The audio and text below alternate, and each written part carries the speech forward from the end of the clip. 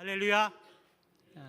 장마와 우중 속에서도 오늘 건강해서 얼굴 뵙고 예배드릴 수 있는 귀한 은혜를 주신 하나님께 경배와 찬양을 높여드립니다.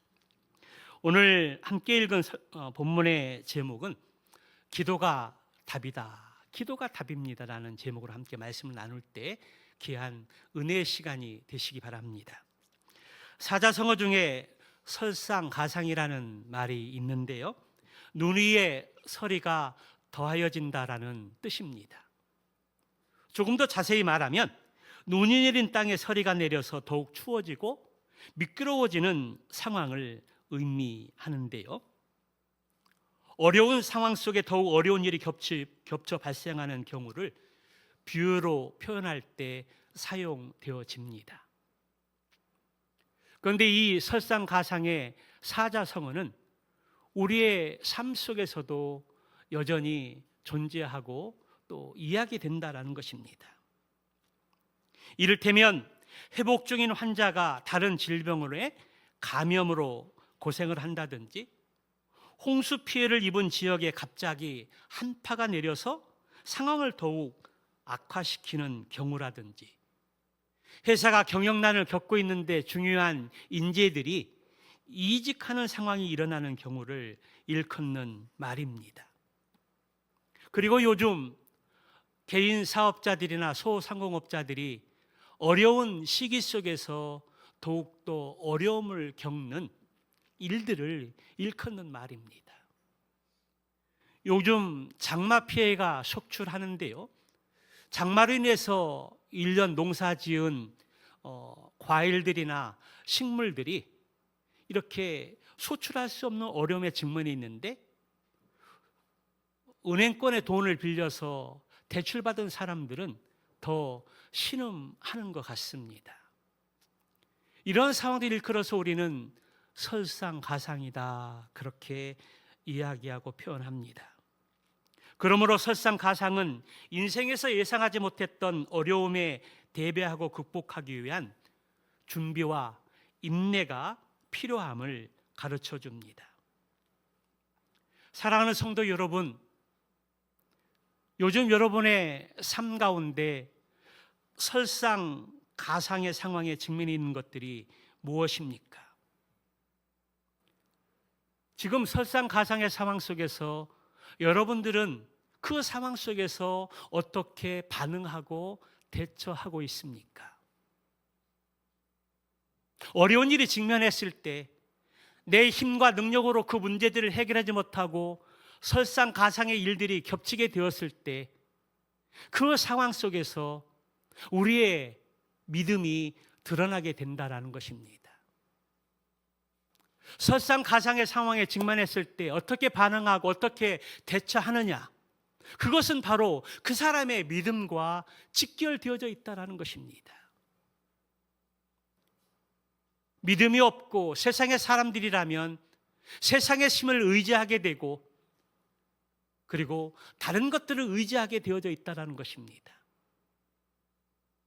그런데 믿는 사람들이 설상가상의 상황에 직면하게 되었을 때 먼저 하나님 앞에 기도하면서 지금 내게 직면한 이런 어려운 일들이 어떤 의미가 있을까? 하나님께 나에게 기대하고 원하는 것들이 무엇인가 대해서 믿음으로 접근하고 하나님 앞에 질문하고 또 기도 가운데 엎드리게 된다라는 것입니다. 오늘 본문의 말씀에 보게 되면 느헤미야가 하는 일들 속에서 계속해서 설상가상의 어려움들이 겹겹으로 들이닥치는 것들을 보게 됩니다.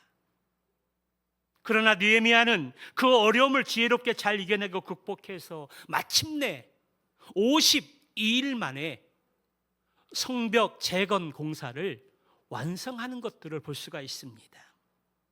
그렇다면 느헤미야가 당했던 어려움들은 무엇이고 어떻게 그것을 이겨냈는지, 그 방법을 살펴보는 가운데 하나님이 우리에게 말씀해 주시는 교훈을 받고자 합니다. 느헤미야서를 보면 느헤미야에게 주어진 하나의 미션이 있었습니다.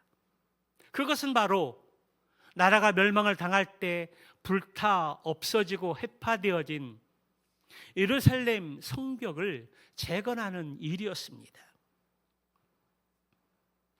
그리고 그 일은 가급적 빠른 시일 내에 건축되어야만 했습니다. 그 이유가 무엇일까요?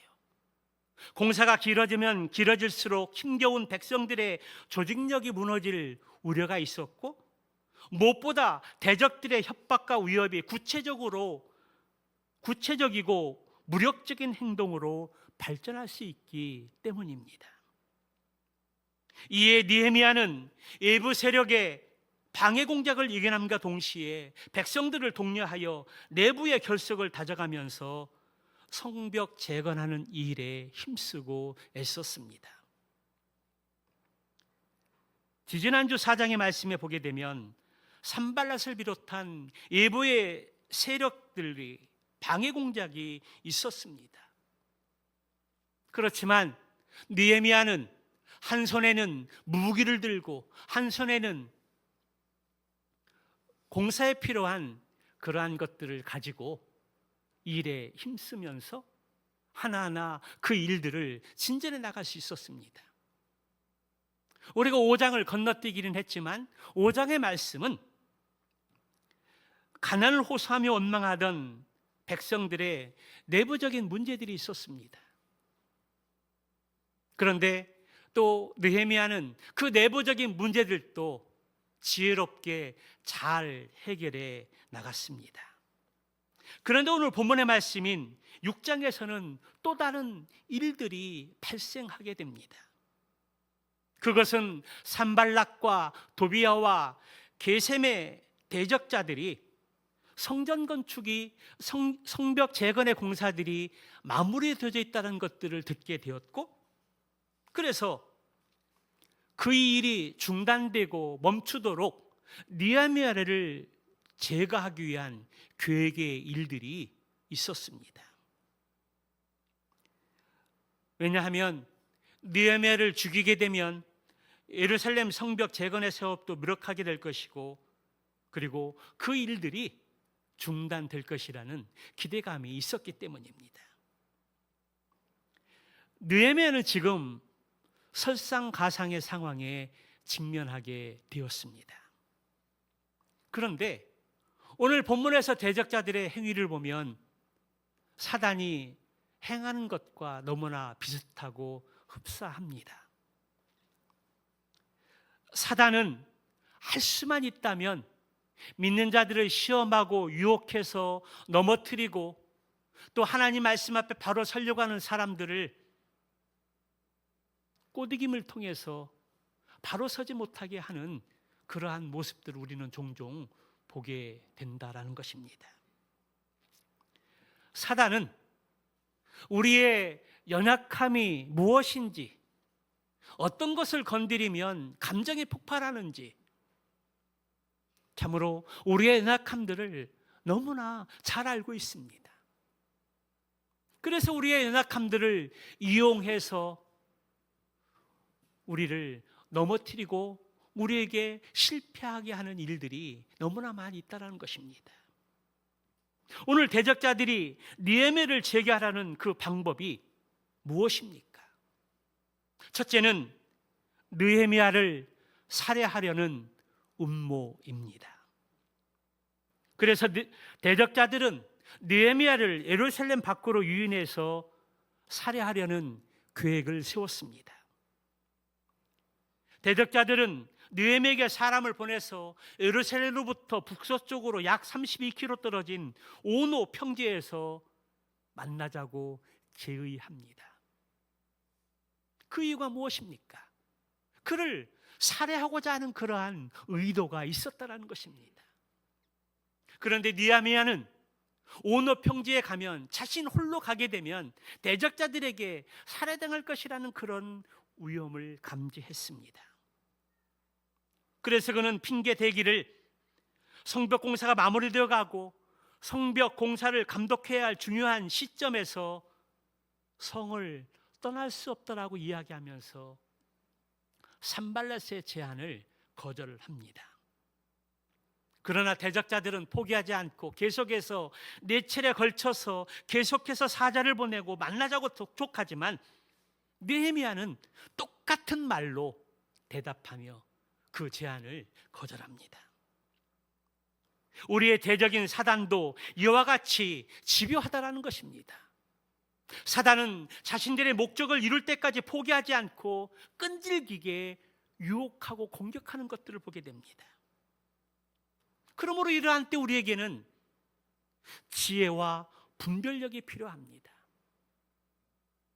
우리를 시험하고 유혹하는 많은 일들이 있을 때 그 의도가 무엇인지 기도하는 가운데 하나님께 지혜를 구하고, 그리고 하나님 우리에게 지혜를 주시면 분별력을 가지고 단호하게 그러한 것들을 물리칠 수 있는 담대함이 있어야 한다라는 것입니다. 사랑하는 성도 여러분, 한 주간 살아가면서 사단의 시험과 유혹이 무엇입니까? 그런데 사단은 우리의 연약함을, 우리의 약점을 너무나 잘 알고 있다는 것입니다. 그래서 그런 시험과 유혹이 올 때, 나의 연약함과 나의 약점을 집요하게 파고들 때 그것을 단호하게 거절하고 물리칠 수 있는 담대함과 용기가 있기를 주님의 이름으로 축원합니다. 두 번째 방법은 느헤미야를 역적으로 몰아가려는 음모입니다. 4차례에 걸쳐 실패한 산발랏은 5번째로 종들의 손에 봉하지 않은 편지를 보냈습니다. 그 내용은 너와 유다 사람들이 반란을 일으키려고 성벽을 재건한다는 소문이 있었다는 것입니다. 더 나아가서 이 소문에 의하면 내가 왕이 되려고 몇몇 선지자들을 앞세워서 유다 왕이 되었다라고 하는 소문을 퍼뜨리고 있다는 것입니다. 바벨론 제국에게 대적을 하고 스스로 왕이 되어서 군림하려고 한다는 그러한 모함이었습니다. 그런데 느헤미야는 이 편지의 내용이 사실 무근인 것을 알았습니다. 바벨론 제국에 대적하려는 것도, 그리고 자신이 스스로 왕이 되어서 군림하는 의도도 전혀 가지고 있지 않았습니다. 또 만약 산발랏의 주장이 사실이라고 한다면 이미 나에게 이야기하기 전에 벌써 바벨론 제국에게 고하고, 그래서 성벽 재건 군사를 멈추게 하고 느헤미야를 끌고 갔을 것입니다. 그런데 그런 일들이 벌어지지 않았습니다. 느헤미야가 스스로 왕이 되려고 했더라면 이미 바벨론 제국은 그것을 알고 그런 조치를 취할 수 있었을 것입니다. 그럼에도 불구하고 그들이 느헤미야를 염려해 주는 것처럼 위장한 것은 느헤미야를 위험의 상황에 빠뜨려서 성벽 재건 공사를 멈추게 하려고 하는 의도가 있었기 때문입니다. 느헤미야는 그 모함하는 일들이 사실이 아닌 것들을 알고 또한 단호하게 그들의 제의를 거절하는 것들을 보게 됩니다. 사단 역시 진리를 외면하고 거짓말로 믿는 자들을 유혹할 때가 많이 있습니다. 사실이 아닌 것을 가지고 사실인 것처럼 모함해서 위험에 빠뜨리도록 한다라는 것입니다. 그럼 우리가 정신을 바짝 차리고 있지 않으면 사단의 시험과 유혹에 낭패를 당할 수 있습니다. 우리가 말씀과 기도 가운데 깨어있지 않으면 사단의 새치의 혀에 어려움을 당할 수 있다는 것입니다. 그래서 우리는 하루를 시작하면서 경건의 말씀을 읽고 묵상하는 가운데 하나님이 나에게 주시는 교훈이 무엇인지를 묵상하고 깨닫고 하루를 시작하면서 그 경건의 말씀으로 하루를 시작하는 지혜가 필요합니다. 그리고 하나님은 나에게 보여준 말씀이 있다면 기도하는 가운데 씨름하면서 하나님이 나에게 보여주신 그 말씀으로 하루를 살아갈 수 있도록 성령님이 나를 도와주시옵소서라고 기도하는 가운데 의지하고 맡기는 것들이 필요하다라는 것입니다. 세 번째 방법은 느헤미야를 범법자로 만들려는 음모입니다. 대적자들은 느헤미야를 살해하려는 그러한 계획과 모함이 실패로 끝나자 이번에는 유다 지역에 영향력이 있었던 선지자 스마야에게 뇌물을 주고 느헤미야를 모함에 빠뜨리려는 계획을 세웠습니다. 그래서 스마야는 자신에게 하나님의 말씀이 임하였더라고 이렇게 선전하고 두문불출하며 문을 닫고 집거에 들어갔습니다. 이 작전은 느헤미야의 호기심을 유발하기 위함이었습니다. 스마야가 두문불출하자 느헤미야는 어떤 걱정스러운 일이 생겼는지 어디 아픈지 의문을 가지고 그를 방문합니다. 느헤미야가 스마야를 방문했다라는 것은 그만큼 선지자 스마야를 신뢰했다라는 것입니다. 스마야는 느헤미야가 자신을 찾아오자 이렇게 예언합니다. 10절의 말씀에 보니까 그들이 너를 죽이려 올 터이니 우리가 하나님의 전으로 가서 외소 안에 머물고 그 문을 닫자. 저들이 반드시 밤에 와서 너를 죽이리라. 이 말은 참으로 그럴듯한 말입니다. 느헤미야를 걱정해 주는 척하면서 그들이 몰래 밤에 와서 너를 죽이려고 하는데 그 죽음으로부터 우리가 도망가자라는 겁니다. 그 도망가자는 그 장소가 어디입니까? 바로 하나님의 전인 성전입니다. 그러나 느헤미야는 이 스마야의 예언의 말씀이 거짓인 것을 알게 되었습니다. 왜냐하면 하나님께 허락하신 이 성벽 재건 공사는 이제 마무리되어 있는 시점인데 그것을 중단하고 피신하라고 할 뿐이 결코 아니라는 것입니다. 그리고 더 나아가서 하나님의 성전 안에 그 성소는 누구만이 들어갈 수 있습니까? 제사장만이 들어갈 수 있습니다. 느헤미야는 제사장이 아닙니다. 느헤미야는 바벨론 제국에서 파견한 총독입니다. 총독의 역할과 제사장의 역할은 엄연하게 구별되어져 있습니다. 하나님의 성전에서 성소로 들어갈 수 있는 권한은 제사장밖에 없습니다. 그런데 지금 스마야가 예언하기를 대적들이 밤에 와서 너를 죽일 것인데 빨리 하나님의 성전에 성소에 들어가서 몸을 피신하자라는 겁니다. 말인즉 하나님의 성전 성소에 들어가 피신하게 되면 그것은 바로 하나님의 율법의 말씀을 어기는 것입니다. 그 장소는 제사장밖에 들어갈 수 있는 곳이 아닙니다. 들어갈 수밖에 없습니다. 아무리 총독이라 할지라도 그 나라의 왕이라고 할지라도 함부로 들어갈 수 있는 장소가 아니라는 것입니다. 그런데 그럴싸하게 하나님의 말씀을 포장해서 대적자들이 너를 밤에 와서 죽일 것인데 하나님의 성전인 성소에 들어가서 몸을 피신하자라는 겁니다. 하나님의 율법을 어기면서 몸을 피신하자는 제안을 하고 있는 것입니다. 느헤미야는 스마야의 그 예언이 거짓인 것을 알았습니다. 그리고 만약에 성벽 재건 공사가 마무리되는 간 시점에서 자기 혼자만 살겠다고 피신하여 가면 그를 따르던 백성들은 그를 신뢰하거나 따르지 않을 것입니다. 이러한 모든 정황을 보게 될 때 스마야의 예언은 그럴싸하지만 느헤미야를 걱정하는 것 같이 이야기하지만 그 모든 것들은 다 거짓말이었다라는 것입니다. 그렇습니다. 이미 느헤미야는 여호와께서 예루살렘 재건을 하라는 미션을 주셨습니다. 이 예루살렘 재건의 이 일은 단순히 무너진 성벽을 다시 일으켜 세우는 것이 아닙니다.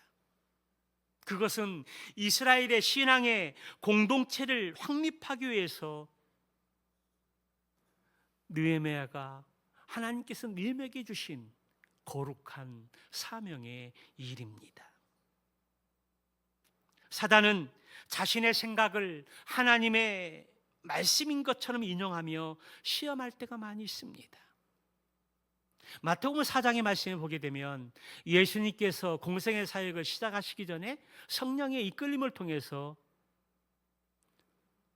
40일 동안 금식기도 하시고 그 직후에 사탄의 3가지 시험을 받으셨습니다. 첫 번째 시험이 무엇입니까? 예수님께서 40일 동안 굶주린 것을 아시고 배고픔을 아시고 사탄이 예수님을 그렇게 시험합니다. 내가 하나님의 아들이거든 이 돌덩이를 떡이 되게 하라는 것입니다. 여러분, 얼마나 기가 막힌 시험입니까? 예수님이 40일 동안 금식하시고 줄인 상태를 아시고 무엇이든 먹을 수 있는 먹고 싶은 그러한 욕구들이 팽배했을 때 그런 시기입니다.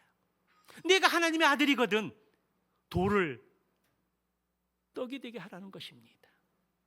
그때 예수님이 대처한 방법이 무엇입니까? 기록되었으되 사람이 떡으로만 살 것이 아니요 하나님의 입으로 나오는 모든 말씀으로 살 것이라. 그렇게 사탄의 시험을 이깁니다.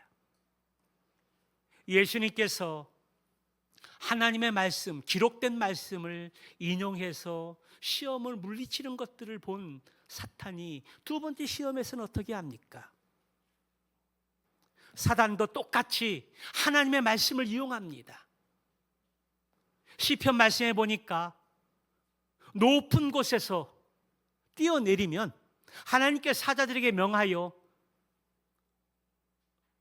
발 하나 털끝 하나 다치지 않도록 너를 받아줄 것이라는 기록의 말씀이 있는데 성전 꼭대기에 올라가서 뛰어내려라. 하나님의 사자에게 명하여 너를 다치지 않도록 받아줄 것이라고 이야기를 합니다. 그때 우리 예수님께서 어떻게 하십니까? 또 기록되었으되 신명기 말씀을 인용하면서 주 너의 하나님을 시험하지 말라. 지금 세상에는 이단과 거짓 선지자들과 거짓 그리스도가 많이 나와 있습니다. 어떤 거짓 예언자들은 눈속임을 통해서 기적을 베풉니다. 사람들을 현혹시킵니다. 그리고 그 틈을 이용해서 거짓 말을 전하고 자기들의 포교 활동으로 끌어들입니다. 사단 마귀는 우는 사자같이 되어 사자같이 두루다니며 삼킬 자를 찾고 있습니다. 이 마지막 때 거짓 교사나 거짓 예언자, 거짓 그리스도 그리고 이단들이 많은 이때에 우리가 이러한 시험과 유혹으로부터 이길 수 있는 방법이 무엇일까요? 그 또한 기도밖에 없습니다. 말씀밖에 없습니다. 우리가 진리의 말씀 가운데 바로 서서 그 말씀이 하나님의 말씀인지 아니면 사탄의 말씀인지 거짓말인지 진실인지 분별할 수 있는 지혜가 필요하다는 겁니다. 그러기 위해서 우리는 말씀을 듣는데 게으르하지 말아야 되고 하나님의 말씀을 읽고 또 날마다 성경을 읽고 베레아 사람들처럼 그 말씀이 그러한가에 날마다 성경을 상고했던, 연구했던, 탐구했던 그러한 모습이 이 시대에 요구되어진다는 것입니다.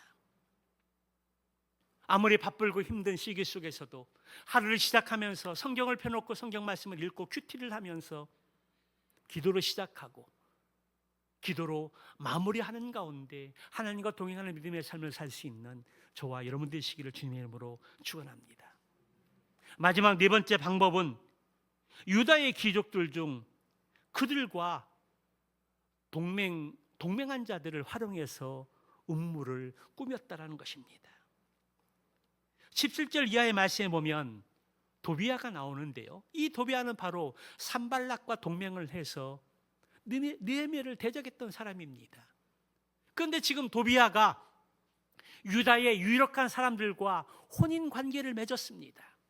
혼인 관계를 맺고 편지로 서로 내통을 하면서 정보를 교환합니다. 그리고 이 혼인 관계를 맺은 유다의 유력자들은 느헤미야 앞에서 이 도비아를 칭찬합니다. 그리고 지금 도비아가 어떤 행동을 취하고 있는지 정보를 제공해 주면서 모함합니다. 참으로 느헤미야에게는 침태양면의 상황에 직면해 있습니다. 외부의 저로부터 모함을 받고 내부에 또 동족으로부터 이러한 위험천만한 상황에 처하게 되었다는 것입니다. 그럼에도 불구하고 마침내 예루살렘 성벽 재건 공사는 52일 만에 완성되었다는 것입니다. 할렐루야. 성벽 재건 공사를 방해하는 적들은 공사를 중지시킬 수 있을 것이라고 자만했지만 성벽 공사가 끝나자 그들은 낙심하고 말았습니다. 느헤미야는 그들이 낙심한 이유를 16절에서 이렇게 고백합니다. 우리 하나님께서 이 역사를 이루신 것을 알미라. 하나님께서 도와주심으로 이 일들이 기적적으로 끝나게 되었다는 것입니다. 느헤미야는 그들의 방해 공작이 결국 하나님을 대적하는 일이었음을 분명하게 말씀하고 있습니다. 때문에 처음부터 대적자들의 방해는 결국 실패할 것임이 예견되었던 것입니다. 왜 그럴까요? 성벽 재건 공사의 방해는 바로 하나님의 역사를 방해하는 일들이기 때문입니다. 감히 피조물인 인간이 어떻게 하나님의 그 선한 역사를 방해할 수 있을까요? 우주 만물을 주관하시고 창조하신 하나님께서 이 세상을 운행해 가시는데 어떻게 감히 피조물이 하나님 앞에 서서 대적할 수 있을까요? 그 일은 실패로 끝날 수밖에 없는 일이었던 것입니다. 그렇다면 이러한 음모와 방해 공작이 있었음에도 불구하고 성벽 재건 공사를 마무리할 수 있었던 그 원동력이 무엇일까요? 그것은 바로 기도였다라는 것입니다. 9절과 14절과 16절의 말씀에 보게 되면 어려움이 있을 때마다 느헤미야는 하나님 앞에 기도드렸고 그 결과 하나님이 이 역사를 이루셨음을 깨닫게 되었습니다. 여러분, 느헤미야가 누구입니까? 느헤미야는 바벨론 제국의 왕의 술 맡은 관원이었습니다. 술 맡은 관원의 위치는 조선시대의 어떤 내시들이나 그런 음식을 먼저 먹고 왕에게 올리는 그러한 상공들의 위치가 아닙니다. 왕이 먹고 마시는 그 모든 것들을 점검하는 비서실장에 가까운 사람입니다. 왕의 생명을 지키는 그 위치에 있었다는 것입니다. 그만큼 왕이 그 신하를 신뢰하지 않으면 그 자리에 오를 수 없을 만큼 대단한 권력과 힘을 가진 사람이었습니다. 그래서 그런 위치 속에서 호의호식하며 편안하게 그 인생을 살 수 있는 위치에 있었습니다. 이러한 어려움과 협박과 그러한 일들을 당하지 않아도 되는 사람이었습니다. 그러나 느헤미야는 자신의 동생 하나냐로부터 주국의 그러한 어려운 현실을 듣게 되었을 때 주저앉아 통곡하고 금식하며 하나님 앞에 기도를 드렸고 그 기도를 연락하신 하나님께서 왕을 통해 기원할 수 있도록 모든 조치를 취하게 해 주셨던 것입니다. 이처럼 하나님의 일을 하다 보면 힘든 일들을 만날 때가 있습니다. 이것은 신앙생활을 하는 우리에게도 동일하게 일어납니다. 세상과 타협하지 않고 믿음 생활을 잘 하려고 하면 세상에서 부딪히는 어려운 일들이 많이 따르게 된다는 것입니다. 마음 잡고 예배의 삶을 잘 살려고 하면 세상의 유혹과 시험들이 얼마나 많이 따르는지 알 수 없습니다. 그럴 때 우리의 영혼이 살고 바른 믿음을 세워갈 수 있는 일들은 다름 아닌 기도밖에 없습니다. 하나님, 이런 시험과 유혹들을 이길 수 있는 믿음을 주시옵소서. 사단의 시험과 유혹에 내가 넘어지지 않도록 성령 충만케 하여 주시옵소서. 기도밖에 없다라는 것입니다. 기도가 답이라는 것입니다. 그래서 나의 생각과 뜻을 십자가에 못 박고 하나님의 뜻을 찾고 구하며 순종할 수밖에 없습니다. 그 동력은 바로 기도입니다. 우리 앞에 직면해 있는 문제들은 한두 번으로 끝나는 것이 아닙니다. 어려운 문제를 해결하면 또 다른 어려움들이 찾아오게 되고 또 다른 어려움들을 해결하게 되면 그보다 더 큰 어려움들이 우리 인생 가운데 얼마나 몰아닥치는지 모릅니다.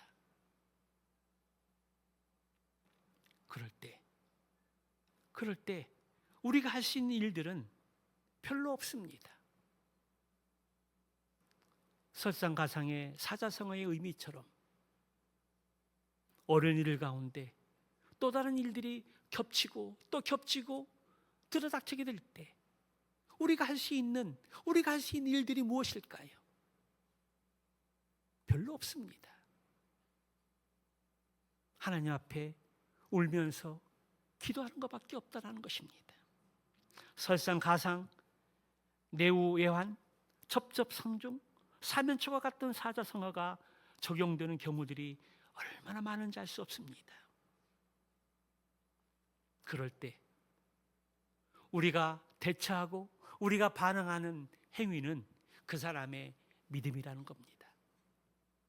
그 사람의 가지고 있는 믿음의 분량이 그 어려운 상황을 대처하게 되고 반응하게 된다라는 것입니다.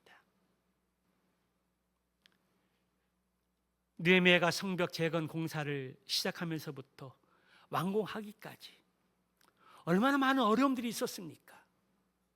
외부로부터의 공격과 내면으로부터 백성들의 어떤 고초들을 호소하는 많은 어려움들, 그 어려움들 앞에서 설상가상의 그 상황 앞에서 느헤미야가 취한 행동은 무엇입니까? 그것은 하나님 앞에 나아가 기도하는 것이었습니다. 9절, 14절, 16절의 말씀처럼 하나님 앞에 나아가서 내 손을 힘입게 하옵소서, 저들의 소행을 기억하옵소서, 하나님께서 이 역사를 이루어주신 것을 알게 하옵소서. 하나님 앞에 나아가서 기도드린 것처럼 부르짖으며 기도했다라는 것입니다. 지난 목요일 큐티 말씀에 우리는 라헬의 애곡에 대해서 말씀을 들었는데요. 라헬의 애곡, 라헬의 통곡, 라헬의 눈물의 기도. 하나님께서 라헬의 통곡의 기도를 들으시고 그에게 약속해 주신 연의 말씀이 무엇입니까? 남유다가 죄로 말미암아 망할 수밖에 없지만 하나님의 때에 그들을 회복시켜 주실 것이다. 내가 새 일을 행할 것인데 새 언약을 세워서 너희들과 새로운 관계를 맺게 할 것이다.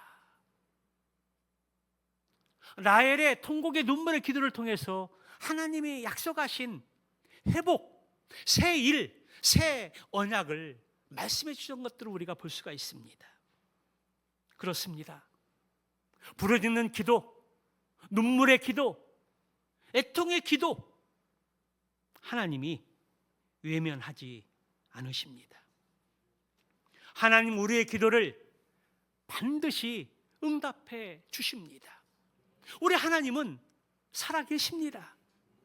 우리 하나님은 죽은 하나님이 아닙니다. 우리 하나님은 살아계십니다. 오늘 제목의 말씀대로 기도가 답입니다. 사랑하는 성도 여러분, 지금 여러분의 인생 앞에 놓여 있는 어려운 일들이 무엇입니까? 내 힘과 내 능력으로 해결할 수 없는, 도저히 해결할 수 없는 일이 그 무엇입니까? 지금 직면에 있는 설상가상의 일들이 무엇입니까? 한 주간 오늘 우리에게 주신 하나님의 말씀을 마음에 새기고 묵상하는 가운데 오늘 느헤미야가 외부로부터 또 내면으로부터 많은 공격을 받고 위협을 받고 설상가상의 일들이 겹겹으로 쌓여 있었지만 그 하나님 앞에 나아가서 하나님께 믿음으로 기도하고 부르짖고 기도하는 가운데 하나님이 도우시고 하나님이 역사하셔서 52일 만에 성벽 재건 공사를 완성했던 것처럼 기도가 답이라는 사실입니다. 우리들도 오늘 우리의 모든 기도의 제목과 문제들과 어려운 일들과 설상가상의 문제 앞에서 하나님 앞에 통곡하고 기도하고 부르짖는 믿음의 시간들을 통해서 하나님이 도우시고 하나님이 일하시고 하나님이 역사하시는 놀라운 은혜를 경험해서 여러분의 삶 가운데 간증의 주인공이 될 수 있는 저와 여러분들의 삶이 되시기를 주님의 이름으로 축원합니다.